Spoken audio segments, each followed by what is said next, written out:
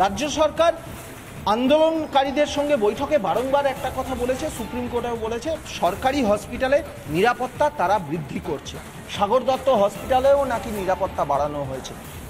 আপনারা তবুও আপনাদের হ্যাকেলড হতে হলো, অবস্থানে বসলেন। আজকের এখন দাঁড়িয়ে নিরাপত্তা বৃদ্ধির চিত্রটা কি দেখতে পাচ্ছেন?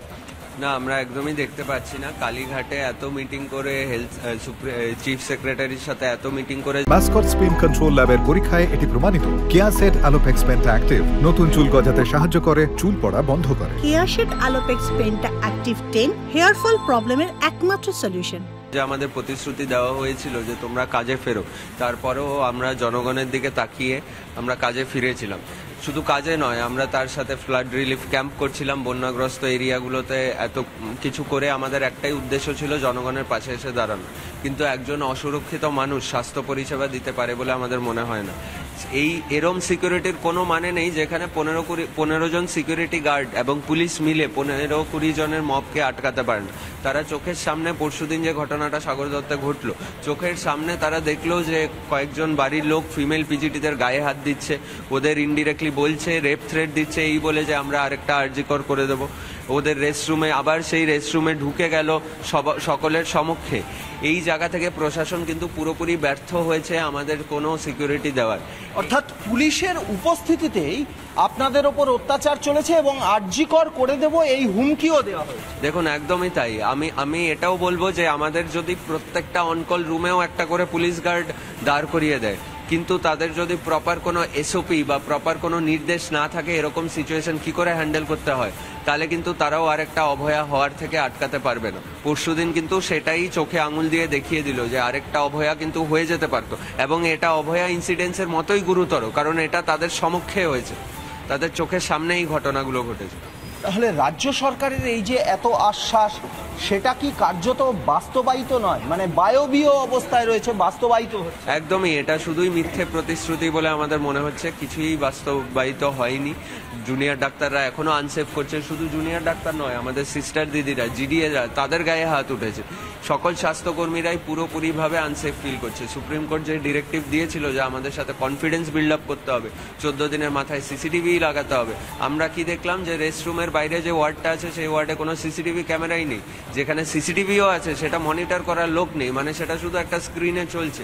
সেটা দেখে যে কেউ ইমার্জেন্সি সিস্টেম অ্যাক্টিভেট করবে বা কোনো ইনফরমেশন দেবে, তার জন্য কিন্তু আলাদা কোনো লোকই ছিল না।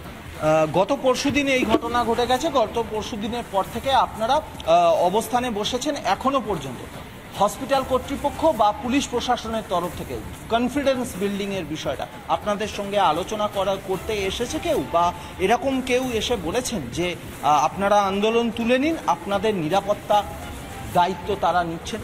দেখুন, কালকে আমাদের কাউন্সিল মিটিংয়ে আমরা পুরো হাসপাতাল কর্তৃপক্ষকে প্রশ্ন করেছি যে এই জিনিসটা কেন হবে, আবার কেন আমরা একটা অভয়ার মতো ইনসিডেন্ট দেখতে পাবো। ওনারা কিন্তু আমাদের লিখিত দিয়েছেন যে ওনারা ব্যর্থ হয়েছেন সিসিটিভি লাগাতে। সরকারি টেন্ডার পাস হয়নি বলে এখন 12-13 দিনের মাথায়ও সিসিটিভি লাগেনি। ওনারা ব্যর্থ হয়েছেন অ্যাডিকুয়েট সিকিউরিটি দিতে। কাজেই এরম কোনো আশ্বাস আমরা পাইনি যে ওনারা নিরাপত্তা দিতে পারবেন, বরং উল্টোটাই পেয়েছি যে ওনারা ব্যর্থতা স্বীকার করে আমাদের রিটেন অর্ডার দিয়েছে, অর্ডার বার করেছে যে আমরা ব্যর্থ হয়েছি, আমরা স্বীকার করছি। এই অবস্থা থেকে কিন্তু আমরা কর্মবিরতি চালিয়ে যাব। কালকে সুপ্রিম কোর্টের হিয়ারিং এর ওপর ডিপেন্ড করবে আমাদের ফার্দার কর্মসূচি। কালকের সুপ্রিম কোর্টে হিয়ারিং রয়েছে, বহু প্রতীক্ষিত হিয়ারিং, যে হিয়ারিংটা আরও দুদিন আগে হওয়ার কথা ছিল, কিন্তু এই রাজ্য সরকারের অনুরোধেই সেই হিয়ারিংটা সুপ্রিম কোর্টে পিছিয়ে গিয়েছে। এবং সব থেকে বড় বিষয় যেটা, গত পরশু দিনের পর থেকে এখনো পর্যন্ত যে কনফিডেন্স বিল্ড আপ, সেই কনফিডেন্স বিল্ড আপের জন্য না হসপিটাল কর্তৃপক্ষ না পুলিশ প্রশাসনের তরফ থেকে এই অবস্থানরত জুনিয়র চিকিৎসকদের সঙ্গে কথা বলা হয়েছে। অন্যদিকে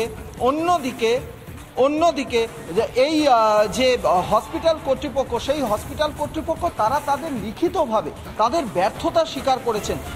মহিলা যারা আন্দোলনকারী তাদের সঙ্গে কথা বলবো। ম্যাডাম, আপনাদের সঙ্গে একটু কথা বলবো। আরজিকর হসপিটালের ঘটনা, অভয়ার ঘটনা, তার 50-51 দিনের মাথায় এখানে এরকম একটা ঘটনা, আপনাদেরকে হুমকি দেওয়া হচ্ছে পুলিশের সামনে দাঁড়িয়ে যে আরজিকর করে দেব। নিরাপত্তা গাফিলতি তো বোঝাই যাচ্ছে, কিন্তু এই গাফিলতি আর কতদিন চলবে? আপনারা নিজেরা সেফ বোধ করছেন এই প্রফেশনটা একদমই নয়, মানে এখন একটুও সেফ বোধ করছি না, তাই জন্য আমরা অন ডিউটি আমরা কালকেও বলেছিলাম যে আমরা অন ডিউটি থাকবো, কিন্তু ওয়ার্ড ফাঁকা রাখবো না। ওয়ার্ডে ডিউটি মানে দেখবেন গিয়ে প্রত্যেকটা ওয়ার্ডে 1-2 করে স্টাফ বসে আছেন, এবং আমরা নার্সিং স্টাফ আমরাও কিন্তু ডক্টরদের সাথে, জুনিয়র ডক্টরদের সাথে এখানে আন্দোলন করছি, কারণ আমরা একদমই সেফ ফিল করছি না। আমাদেরকে অ্যাসিওরেন্স দেওয়া হয়েছে যে সব করা হবে, 52 দিন ধরে আমরা সেই অ্যাসিওরেন্স দেখে গেছি। ঠিক 52 দিনের মাথায় যে ঘটনাটা ঘটলো, আমরা একদমই মানে একদম আনসেফ অবস্থাতে ডিউটি করছি, আন্দোলনও চালিয়ে যাচ্ছি। অর্থাৎ গোটা 52 দিন ধরে গোটা সিস্টেম বলতে গেলে আপনাদেরকে ভুয়ো আশ্বাস। একদমই তাই, একদম ভুয়ো মানে প্রথম কথা কোনো মানে ভার্বাল যেটা বলে গেছে যে এটা হচ্ছে সেটা হচ্ছে, সিসিটিভি হচ্ছে, সিকিউরিটি বাড়ানো হচ্ছে, সিসিটিভি সিকিউরিটি থাকা সত্ত্বেও কিন্তু একদম পুলিশের সামনেও কিন্তু বোঝাই যাচ্ছে যে নিরাপত্তায় একটা বড় গাফিলতি রয়েছে প্রত্যেকটা সরকারি হাসপাতালে, আর সেই কারণে সাগর দত্ত হাসপাতালে কর্মবিরতিতে জুনিয়র চিকিৎসকরা। আবারও পরে তোমার কাছে ফিরবো। আর এই ঘটনা নিয়ে ঠিক কি বলছেন বিজেপি নেতা দিলীপ ঘোষ, একবার শোনাই আপনাদের।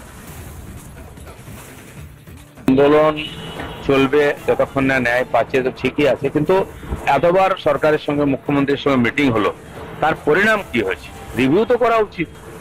যেমন ওনাদের নিজেকে প্রশ্ন করা উচিত যে এত সময় নষ্ট করা হলো, বারবার মুখ্যমন্ত্রী এলেন, কি পেলাম আমরা আন্দোলন করে? পাবলিকও জানার ইচ্ছা আছে, তার কাকে জিজ্ঞেস করবে?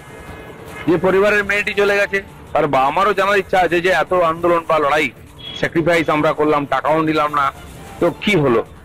আগামী দিনে এই ঘটনা ঘটবে না তো বাকি ডাক্তারদের ক্ষেত্রে? বা হসপিটালের পরিবেশ পরিষেবার কোনো পরিবর্তন হয়েছে কি? এটাই তো আসল উদ্দেশ্য, সেই জন্য এত বড় লড়াই। সেই প্রশ্ন ওনাদেরকে আমরা করছি, ওনারা রিয়েলাইজ করুন, বা সরকারের সঙ্গে যে এগ্রিমেন্ট হয়েছিল ওনাদের, সেটা কতটা ফলপ্রসূ হয়েছে সেটাও দেখার দরকার আছে।